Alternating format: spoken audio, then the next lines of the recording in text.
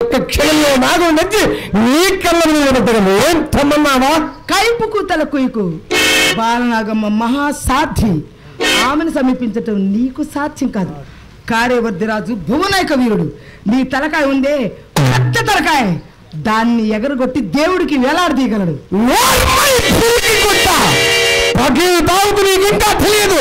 ప్రపంచంలో సూర్యులందరూ ఒక్కసారిగా కత్తులు విసిరినా లోకంలోని వేడిలకు ఆంధ్రులపై అమ్మల వర్షం కురిపించిన ఈ శరీరంలో చర్మము కూడా కదిలిపోదు. తులకు ఒక్క రోమము కూడా కదిలిపోదు. ప్రాంతానికి వచ్చిన తర్వాత అభిమానకు నేను ఇప్పుడే పోయి ఆ ప్రాణవంతి పట్టమరాని మహాపతి వత ఆ బాలనాలను తెచ్చి నీ కళ్ళ మీద పెట్టగలదు.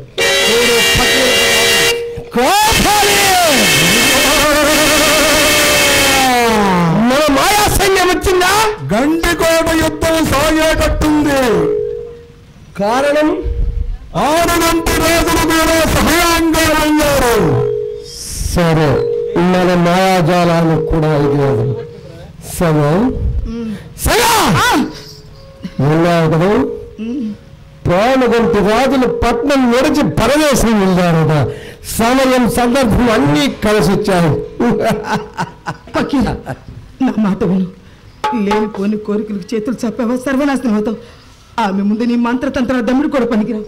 నా మాట విను పకీరు, నా మాట నీకు ఇష్టం లేకుంటే కుక్కిన పేరులో ఒక మూల కూర్చొని ఏడు. లేకుంటే నా ప్రేమ దాసులా ఊరిగంచాయి. విశ్వాసఘాతు కూడా. అవును, అది నేరుగా చెప్పారు కదా. నమ్మిన ఆడదాన్ని తడిపట్టతో గొంతుకొస్తావా? నిజంగా నువ్వు ప్రేమిస్తున్నావని నా మనసుని కల్పితం చేశాను. తప్పు తగలబడతావు అనుకో. మరి పాత చెప్పులు ఇంకా ఎన్ని దినాలు తొడగమంటా? నన్ను పాత చెప్పు కింద చెంపకొడుతున్నా. అక్షరాల ధర్మమాన్ని ఎక్కడున్నావే ధర్మధర్మములు? ఎవరి ఆనందం వారిది. నీ ఆనందం కోసం నాకు ద్రోహం చేస్తాను. నీ కోసం ఆనందాన్ని భద్రం చేసుకోమంటావా? ఆనందం అనుభవించడానికి న్యాయం లేదు. నేను వేదాంతంలోనికి బుర్ర కలిగించుకున్న సన్యాసులు కాదు.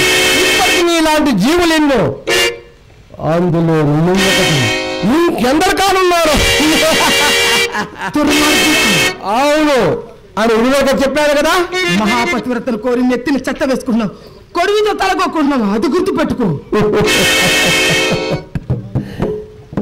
సరే, నా దృష్టిలో పడక పూర్వం నీవు ఒక మహాపతివ్రత ఎడతగా ఆడదాని హృదయంలో చెలరేగిన దావాగ్ని మూడులాగా మాడిపోతావు. సర్వనాశనం. నాకై నే కనికరించి నా హృదయాన్ని చూపిస్తాను. పకీర్, నువ్వు లేకపోతే బ్రతకలేను పకీర్.